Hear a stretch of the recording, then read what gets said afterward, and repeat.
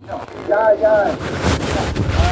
Given na iba-iba po ako ng sensya, nang i-discuss natin yung harap ng dadaan na lang sa intercourse.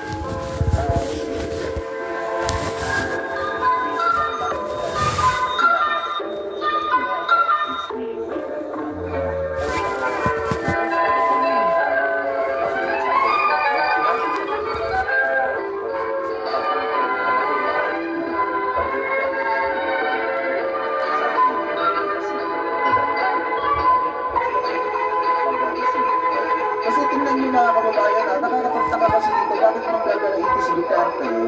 Kung hinihingi lang naman kasi yung mga bank statement mga kababayan ng kanyang bank account.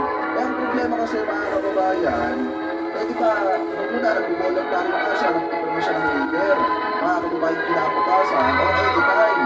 And then mga kababayan, yung nag-challenge na itong si Duterte, tapos nakikita niya itong si former Senator Trillanes, nang gagalahin ito bigla, itong si Digong at dumating pa nga sa point, nakakampasin niya ng mikropono ng mga kababayan, itong si former Senator Trillanes. And then, di ba kung matatandaan nyo, nawala na po yung issue about po doon sa bank account, itong si na nagkakamali sa pagboto. Piracy is not playtime. It is a serious crime to pirate a Nagkakamali po mga mamamayan natin palagi dahil sa kasikatan, name recall, dahil kilala, sila po binuboto. Matuto na po tayo, mga kababayan.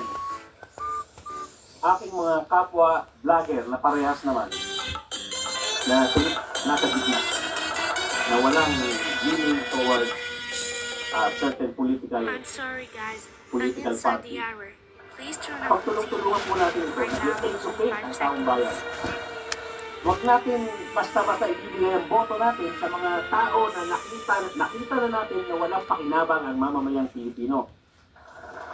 Matuto na po tayo. Kawawa tayo ang mga apo-apo-apuhan pa natin.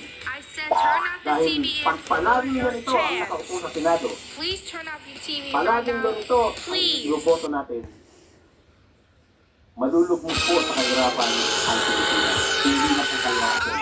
Napag-iiwanan na po tayo. Napag-iiwanan na po tayo dito sa Asia. Dahil sa ganitong klaseng politika at ganitong klaseng mga politician. Kawawa po ang ating mamamayan. Kawawa po ang ating mamamayan. Again, babasahin ko yung mga pangalan nito. Robin Padilla, Loren Legata, Rapi Tulfo, Linda Chayan, Chief Escudero, Mark Villar, Alan Peter Cayetano, Nick Cupini, Joel Villanueva, J.D. Hapito, Lisa Ontiveros, Chingoy Estrada, Nancy Binay, Pia Cayetano, Pato de la Rosa, Bongo.